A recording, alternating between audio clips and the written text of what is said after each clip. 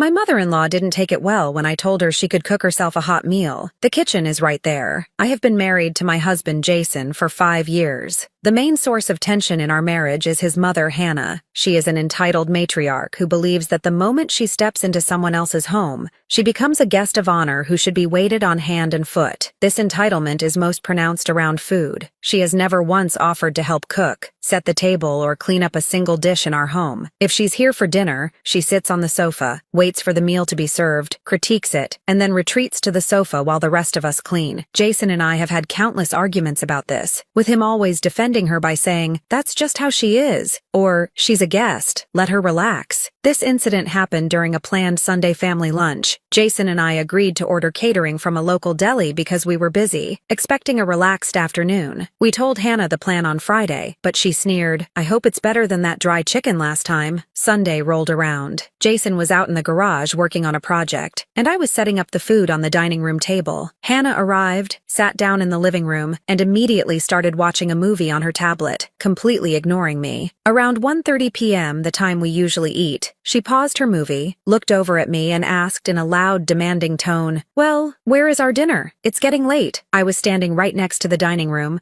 which was fully set with the catered food, plates, and cutlery. I was exhausted from a long week, and frankly, I was done with her attitude. The word dinner, instead of lunch, and the possessive hour, just grated on my last nerve. Instead of engaging in a verbal argument, I just stopped what I was doing, turned to her, and with a completely neutral expression, I simply pointed my index finger toward the kitchen dining room area where the food was clearly visible. I didn't say a single word. The silence was deafening. Hannah's face went from expectant to a look of pure, unadulterated shock and fury. She slowly got up, walked over, saw the deli platters, and her face hardened. "You expect me to eat this? Sandwiches? After I drove all this way? And you couldn't even be bothered to answer me like a civilized person?" she hissed, clearly offended by the lack of a hot, multi-course meal. I finally spoke. "Hannah, the food is on the table, exactly where I told you it would be. If you're hungry, you're welcome to serve yourself. If you're looking for a hot, home-cooked meal, you're welcome to cook one. The kitchen is right there." She immediately called Jason out of the garage. He came in, saw the tension, and Hannah launched into a dramatic monologue about how I had been incredibly rude, disrespectful, and had treated her like a servant. Jason took her side. He pulled me aside and said that while he agrees she can be demanding, my response was unnecessarily passive-aggressive and childish. He said I embarrassed her in front of the family, though only he and I were there at that point, and that I should have just used my words. He's now insisting I apologize for the gesture. I feel like I've finally stood up for myself in a way that was non-verbal, non-aggressive, and yet perfectly clear. I didn't yell or insult her. I just answered her question with the most literal, unhelpful answer possible. But Jason's reaction and Hannah's subsequent cold shoulder are making me wonder if I crossed a line.